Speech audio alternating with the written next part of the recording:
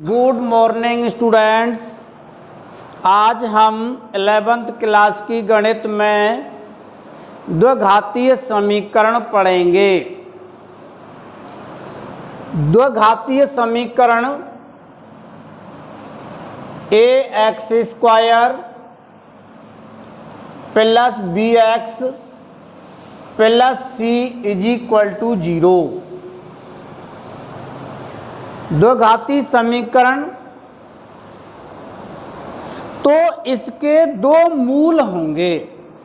अगर कोई समीकरण जितनी घात का है उसके उतने ही मूल संभव होते हैं। तो इसमें हम विविक्तर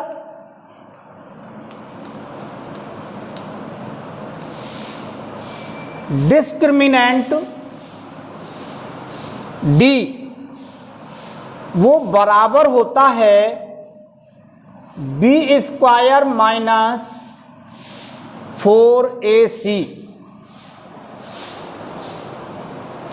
तो इस विविक्तर की सहायता से हम समीकरण के मूलों की प्रकृति के बारे में जानेंगे।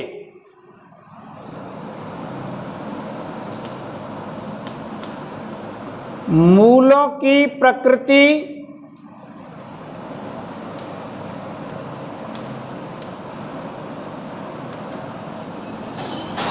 नंबर फर्स्ट, यदि विविक्तर d अर्थात b स्क्वायर माइनस 4ac इसमें x स्क्वायर का गुणांक a कहलाएगा, x का गुणांक b कहलाएगा और अचर पद c कहलाएगा। यदि b स्क्वायर माइनस 4ac का मान 0 से बड़ा है, b स्क्वायर माइनस 4ac का मान 0 से बड़ा हो तो 0 से बड़ा वह भी दो प्रकार का होगा। b स्क्वायर माइनस 4ac का मान 0 से बड़ा तो है, परंतु वो इस प्रकार का है कि एक तो पूर्ण वर्ग संख्या है,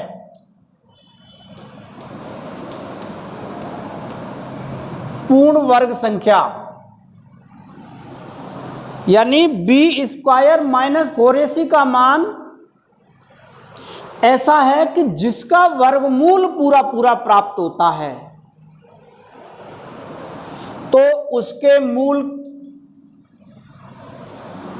वास्तविक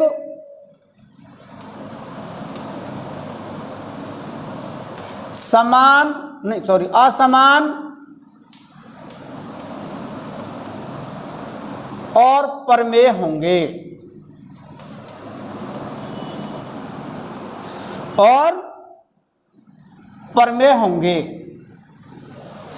अगर b स्क्वायर माइनस 4ac का मान 0 से बड़ा तो है यानी धनात्मक तो है, परंतु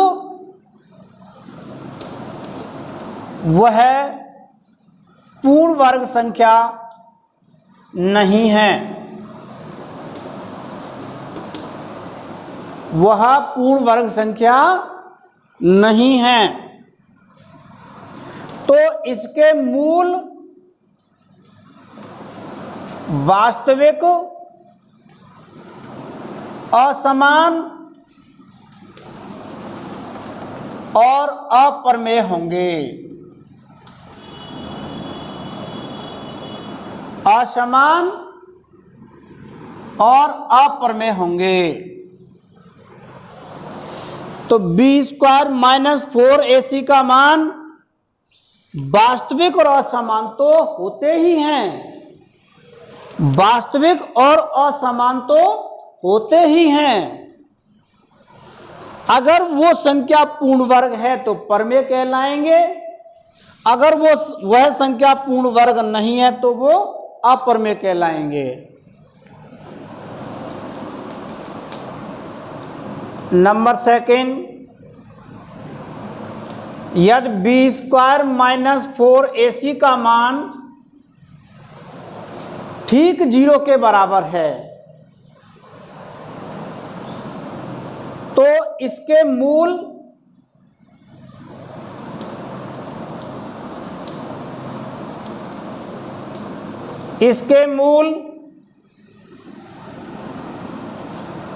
वास्तविक, समान और परमेय होंगे। तो इसके मूल वास्तविक, समान, यानी दोनों मूल समान और परमेय होंगे। नंबर थर्ड, यदि बी स्क्वायर माइनस 4ac इसका मान अगर 0 से छोटा है, 0 से छोटा है, तब इसके मूल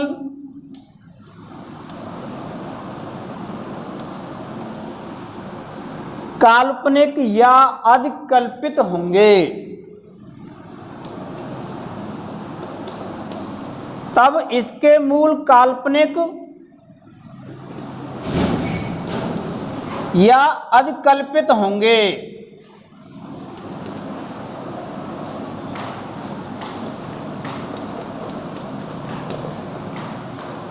यदि विविक्तर बी स्क्वायर माइनस 4ac का मान यदि ऋणात्मक प्राप्त होता है, या ऐसे कहें 0 से छोटा ऋणात्मक ही कहलाता है, तो इसके मूल काल्पनिक या अधिकल्पित होंगे। तो द्विघातीय समीकरण के मूलों को ज्ञात करने का एक सूत्र है, उसका नाम है श्रीधराचार्य विधि या द्विघातीय सूत्र।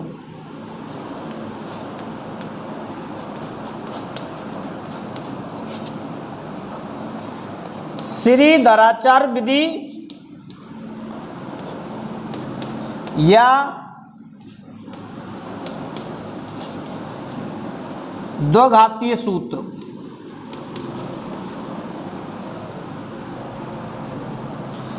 और वह x इज इक्वल टू, इस वाले द्विघातीय समीकरण के दो मूल होंगे, तो x is equal to -b plus minus root B square minus 4ac की होल अपॉन 2a। इस वाले सूत्र की सहायता से हम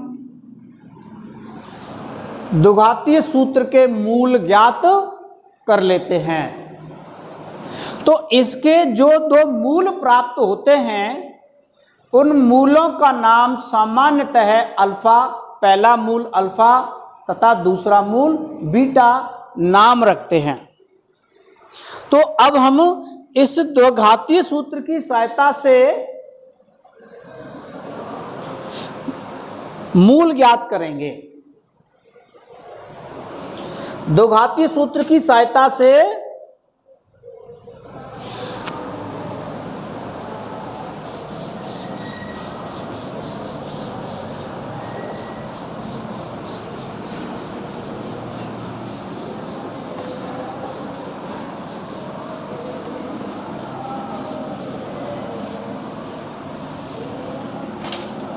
जैसे पहला question, X square minus X plus 2 is equal to 0। हमें इसके मूल ज्ञात करने हैं। तो सबसे पहले हम इसकी प्रकृति पता कर लें कि इसके मूल किस प्रकार के हैं। तो बी स्क्वायर माइनस 4ac, तो देखो इसमें a का मान तो एक्स स्क्वायर का गुणांक होता है a, तो वो हमारा 1, और x का जो गुणांक होता है वो होता है b अर्थात -1। x का गुणांक है -1 तथा अचर पद का नाम होता है c। तो यहां पर b स्क्वायर यानी -1 का square -4a into C means 2, तो इज इक्वल टू 1 -8 यानी -7। ऋणात्मक संख्या प्राप्त हुई तो यह मान 0 से छोटा है। बी स्क्वायर -4ac का मान 0 से छोटा है, तब इसके मूल काल्पनिक होंगे।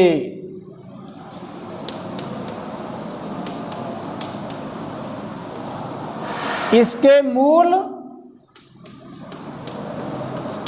काल्पनिक होंगे।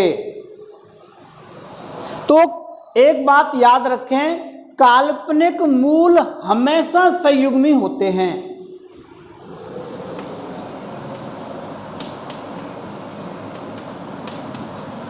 काल्पनिक मूल सदैव संयुग्मी होते हैं।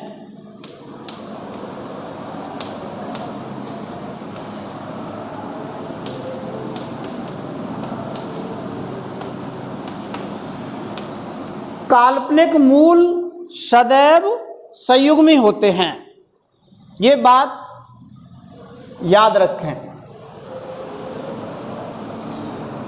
तो x is equal to -b plus minus root B square -4ac की होल अपॉन 2a।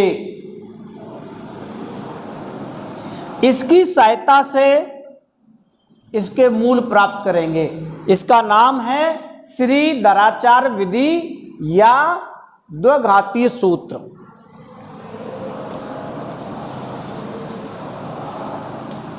तो x is equal to minus और b का मान कितना है -1 और एक माइनस सूत्र का है, बन जाएगा +1। आगे है प्लस माइनस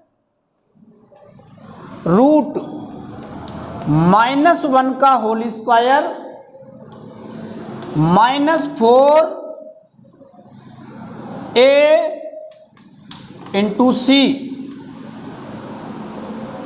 की होल अपॉन 2a,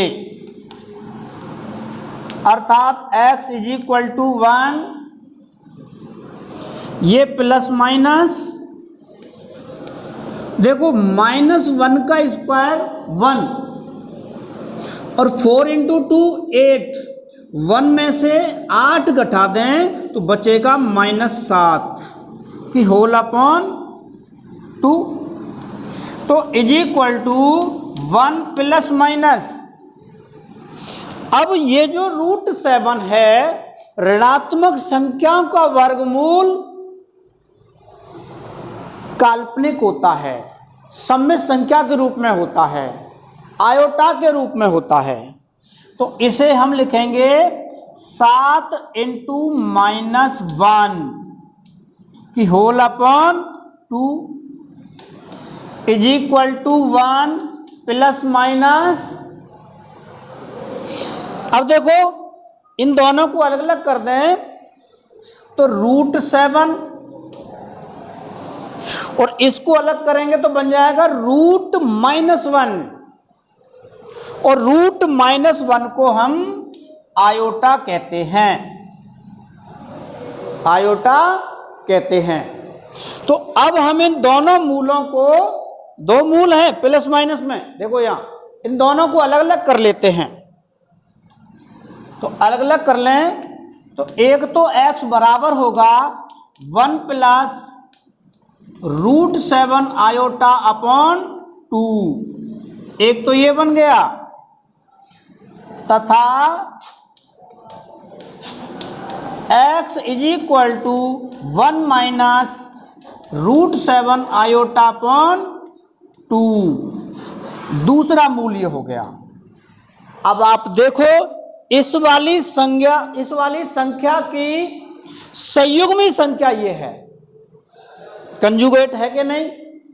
देखो काल्पनिक संख्या का चिन्ह यहां प्लस है, काल्पनिक पद का, और यहां पर काल्पनिक पद का विपरीत चिन्ह आ गया, प्लस का माइनस हो गया, तो ये संयुग्मी संख्या कहलाती हैं। तो याद रखें काल्पनिक मूल तो हमेशा संयुग्मी होंगे। ठीक इसी प्रकार हम एक क्वेश्चन अभी और करते हैं।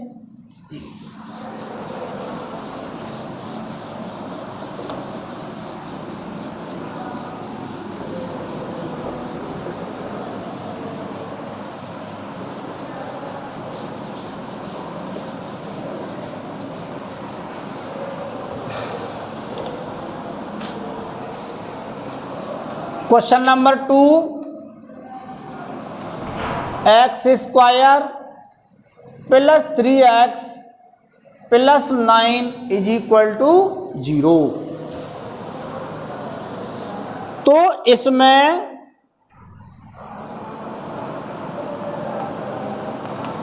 a का मान 1, x² का गुणांक,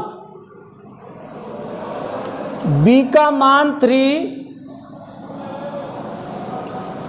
और c का मान 9 है।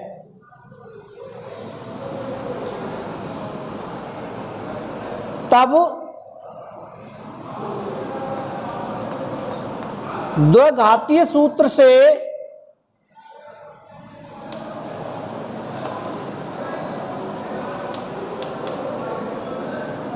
इसके मूल प्राप्त करेंगे तो x is equal to -b plus minus √b² minus 4ac की होल अपॉन 2a।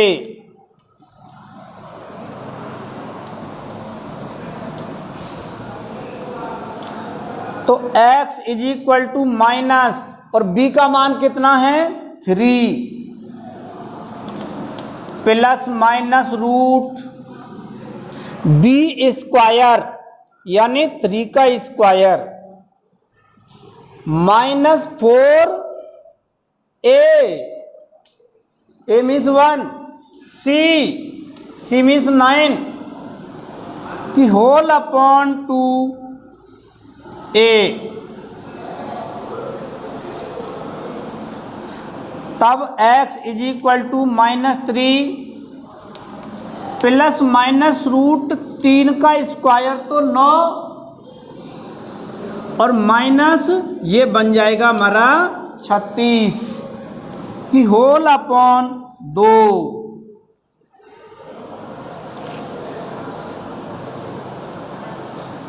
तब x is equal to -3 plus minus और रूट के अंदर संख्या है -27।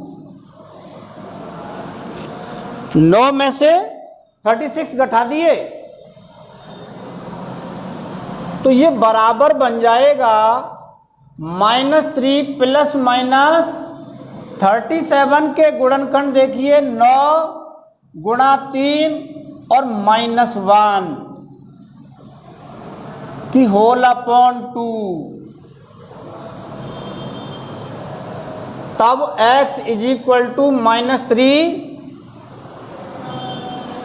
Plus minus. अब देखिए 9 का रूट कितना, 3, तो वो बाहर आ जाएगा 3। इस वाले 3 का रूट नहीं निकलेगा तो ये रूट के अंदर रह जाएगा, और ये वाली भी संख्या रूट के अंदर रह जाएगी कि होल अपॉन 2। तो x इज इक्वल टू -3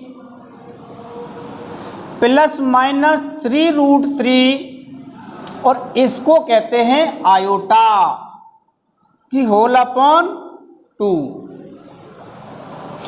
ये कैलकुलेशन कंप्लीट हो गई। तो हम इसके दोनों मूलों को अलग अलग लिख करके दर्शाएंगे।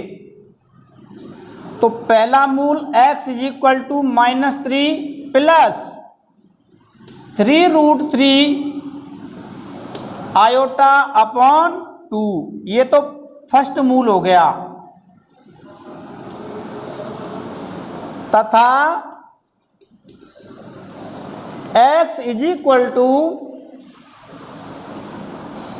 -3 आयोटा अपॉन 2, और ये हमारा सेकंड मूल प्राप्त हो गया। अब आप इन दोनों मूलों को देखें तो ये एक दूसरे के संयुग्मी हैं। तो काल्पनिक मूल तो हमेशा संयुग्मी प्राप्त होते हैं। इस प्रकार हम इन द्विघाती समीकरणों को हल करना जान चुके होंगे। इसी प्रकार आप और क्वेश्चंस अपने आप बनाकर हल करें। धन्यवाद।